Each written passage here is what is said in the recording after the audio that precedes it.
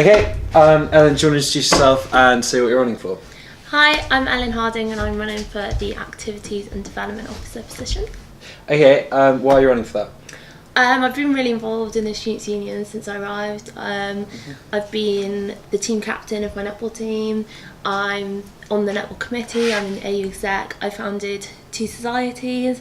I was on the RAD committee last year and I'm doing one of the challenges this year. I've also had a show on Pulse Radio, so I've got quite a breadth of So you're quite big experience. on the SESU. Yeah, right. yeah. Okay, so you get the position. 1 year's time, what is the one thing you would want to achieve? Like, what's your highest priority for this year? I think revamping the finance processes within Students' Union. It's sort of ridiculous that students are being left so out of pocket. Like, I work in the ARC as well, so I process payment forms, and students are sometimes over £500 in debt. I myself have paid out money for my sports team, for my societies, and that money is coming out of what I need to pay my rent, and it's absolutely ridiculous that we're asking students who are giving up their time, like voluntarily, to be out of pocket. So how would that system work? So I think obviously it's something you need to be like in to see exactly how it works, to be able to like change it. So would it be like a debit card, like LSESU was suggesting? Not necessarily. I mean, that is actually a really good idea. I really back his idea on that. That's really great for him to come up with that. One of the things as well is with sports. So with sports teams, they have to pay like umpires and referees out of their pocket. So I think with that, I'd have like they could come into the ARC before their match, pick up the money that they would need to pay the referees or umpires, and then do it that way. So they wouldn't actually be taking like the debit card, whatever. I guess it could work in the same way with societies. Maybe like, obviously, because societies tend to pay for like much bigger things, so like they're more expensive, sort of like a cheque. So you actually write a cheque for whoever needs it, and that gets processed or given straight away. But things like, I mean, I've run a society, and things like you put money behind the bar out of your society's budget. Yeah. So what, the SU would play Shakespeare's head up front, and then, I mean, how would that work? Because obviously there needs to be a degree of audit and seeing whether things are acceptable, paying out before they do. Yeah, so, I guess, so that you could go into the ARC, pick up the... So say we're putting down a £200 bar tab, you go into the ARC, you say, I need £200 from my society account, and then you can go to Shakespeare's head and you can give them that money. Obviously it would be something that you can't do like straight away, like you would need to give them notice, so they have that money ready. So it'd be pre-approved. Yeah. Okay, cool. So let's talk about the last couple of years. Obviously one of the big things that's happened within kind of the A&D brief was the rugby decision. Pretty controversial decision, both the disbanding at the time and subsequent conditions when it was reformed. Firstly, were you in favour of them being disbanded? No, I wasn't. You weren't, so you're against that decision, and then presumably based on that you're also against the conditions placed on them when they're reformed, i.e. they're only allowed one team? Yes. I was. Okay, and why was that? I think the problem with it from the very beginning, from disbanding them and then only allowing one team, was that you're punishing from the sporting side of things. So by disbanding them, you were stopping them playing sport. They were still very visible to me on a Wednesday night. Okay, they weren't in tons, they were going to a bar by Zoo. But from when I went then to Zoo Bar, it was like the previous year. They were still there, they were still a visible contingent, they just weren't playing rugby. And then again this year they were given one team, which is great. You know, they've come back, they've started and they've done really, really well. They've owned their comeback. But then they were given the chance of a development team, but development teams don't actually like play competitively. So yet again it's focused on the Wednesday night. So I think just stopping people from actually playing the sport does not help the culture. But so let's talk about the culture in the AE, because you're very involved in the AE at the moment. Seen you in a fair few zoos on a Wednesday night. Do you think there's a cultural issue within the athletics union at LSE? I think there was, and I guess that is the one. So now it's fine. You're happy with the culture at the moment. Finish, Josh. I think there was. It was worse, and I think that's like the one thing that came positively from the rugby club being disbanded. Like, I don't agree with it, but from that, it came sort of like a recognition that, like, okay, actually there is a problem. There is, like, we need to do stuff about this. Yeah. And I do think people, like, there is still a culture, there is still problems, like, we still need to move forward, but I don't think that's something that's just confined to the AU necessarily. I think it's focused a lot on the AU. I think it's something that's come a long way, and I think it's something that's going to be keeping working on. Like, we've worked really hard this year to do things like Women in Sport Week, like encourage more women. Like, we worked with LGBT even bigger, like this year on the Pride Night. That needs to be. Event. Pardon? Wasn't it? Didn't the rugby referee Nudge Lowndes come? Yeah. So that was that was in the rugby club doing the tackling homophobia. So things are changing. Yeah. Things need to change even further, but I think that comes with time. And how do you drive that change? Is that through more events like you just described? Is it through really strong disciplinary action when things go wrong? I mean, how do you continue to develop that culture? Yeah, I think, again, like, I know I said I didn't disagree with the disbanding, but I do think that change did come from it. So I guess, although I don't agree with it because it stopped the sport aspect, I agree with, like, the change that's come from it. I think further is, so we worked with LGBT this year on the AU Pride Night. Like, I worked really closely with them to develop that.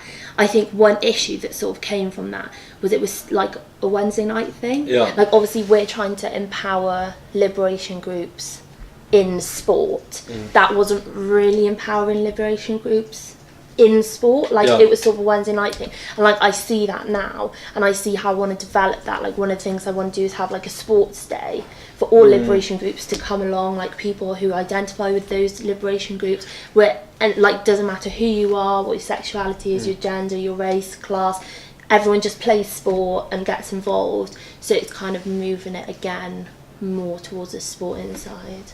Something I think a lot of people feel is that if you're in the AU, irrespective of what club you are, you have the kind of sense of community. You know most of the people in the other sports teams. But a lot of people at LSE obviously aren't sporty. They don't play sport and are more involved with societies, and that's something which I think it's fair to say there isn't that same sense of community with societies. I was wondering if you had any plans to kind of redress that. Yeah, I guess that's a really good point. With art societies, one thing I want to create is, so they started the Arts Festival this year, which I think was really great and actually did have more of a sense of community within the, like, art societies. To help, I want to do that again, and to help it grow, I want to form an arts committee. I spoke to quite a few of the people who, like, got involved, and they said, like, it was really good, but it was sort of like putting pressure on the people who were already, like, the captains of the dance club, or, you know, the president of music society. And so it was like, it's kind of taxing to ask those people to do this extra thing. So by forming a committee, you're getting people who are involved but still not, like, taking too much time with other people. And I just want to make that grow. I want to have, like, funded music, dance, drama, photography workshops. Those can be really difficult to come by in central London, especially for, like, low cost. So I think that's going to create, like, more of a community within art societies. But going back to what you said about, like, some people aren't sporty, like, some people just don't want to take part in sport, but I think a lot of people also think, like, you have to be really good, blah blah. Sort of active lifestyle, like, so netball, like, I started my netball career here by being on the, like, social netball team. So we had social games, like, we have a league in Lincoln's Inn now, which is just completely, like, it's for beginners, people who've never, because obviously a lot of international students come and they've never even heard of netball. So that's for people to, like, learn the sport, get in, have a bit of, like, exercise, but it's not competitive in the slightest. We have, like, really, really fun training sessions. So even if you don't want to join because it's, like, really competitive, whatever, there are teams out there, and I think sort of encouraging other clubs to form a team like that, like we have in netball, would be really good. In terms of the photography and classes and everything else you spoke about, where's the budget for that going to come from? Are you going to work with the trustee board to get a bigger slice for societies? I think we need to look at where the Students' Union money is going. Yeah. If we had more transparency on, the revenue of the Students' Union is huge. If we looked at that and sort of shuffled around money, we'd be able to actually find money for those things and like individual student projects, because the money that students put into the Students' Union should go back out to sort of workshops and things like that students can take advantage of. On that note, that's probably going to be a project for the 4 SABs, or 4 of them. Yeah. If you did win, who are the other SABs you'd like to be working with next year? I don't really mind, actually. Okay, so you're happy to work with anyone? I'm happy to work with anyone. I respect everyone who's running in the strong. You think it's a strong field of candidates? Yeah, definitely, 100%. There's less candidates than I thought they would be. Like, why do you think that is? Because I think everyone was surprised by that. Yeah, I don't know. Sort of like, obviously Jasmine is uncontested. Yeah. Like, she's great, but sort of to have a SAB position uncontested is something I didn't think would happen. And do you think there's a broader issue with engagement at LSE? Because not only are there not very many people standing in election this year, UGM turnouts are very, very low, and generally there doesn't seem to be a great culture of engagement at the moment. Yeah, I think it was more last year. Like, I think more last year, like, I sort of like... But then I guess sort of an issue that I think is sort of coming on the back again of the rugby thing is that last year people who wanted to see change, like, something fueled them. That's why I ran for AU Exec, because something like fueled me to want to see change in the AU. So I ran. Like, this year's been kind of like less dramatic. So like there's nothing being there to fuel people to want to like run, to want to get involved in like democracy side of stuff. So under A&D, there's obviously RAG president and AU president are 2 of the part-time officers that come under that brief. Are you supportive of part-time officer pay, and do you think the decision was made in the right way? I'm supportive of their pay to a certain extent. I don't think it was done in the right way. Obviously no one knew about it until it was being done, and sort of coming from, obviously the RAG president, the AU president do a lot of work, and I really respect that. But like, as someone on AU Exec, for example, like, I also do a lot of work, and I don't get a penny for that. I'm not asking for it. I ran knowing that I wouldn't get anything for it. I was doing it because I wanted to, and I wanted change. But, I see all like part-time officers, and they all work really hard, but there are other people on committees that work equally, maybe sometimes more, and for nothing. So it's, I guess that was just a bit, and I just think no one was sort of consulted about it. Okay, obviously for whoever does win A&D, the first big test will be Freshers Week, and getting a lot of engagement then. What plans do you have to make that a success? So I was in intercollegiate halls in my first year, and it was really bad when I came. Like, it was so alienating. So I want to make sure that home students and intercollegiate students are like fully engaged. So I want to go out and see them. There's like a whole road trip that completely ignores like intercollegiate hall people.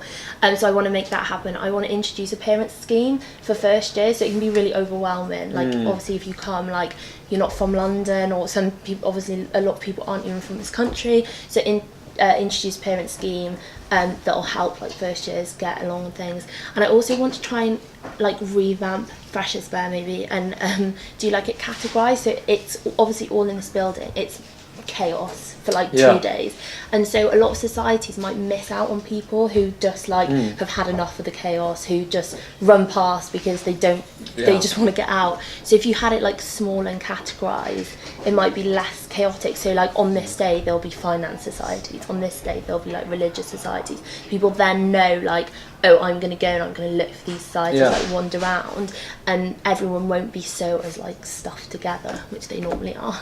Great. Okay. Thanks very much, Elin. That's brilliant. No problem. Thank you. Thank you.